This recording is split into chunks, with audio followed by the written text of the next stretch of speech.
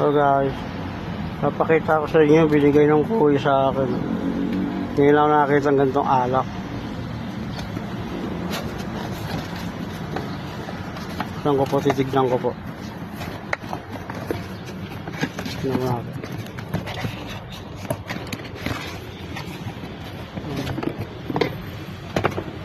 Ito, hindi pa papel yung nakadikit sa kanya o plastic. Parang aluminum. Kilo Amo. Blanco. 1479.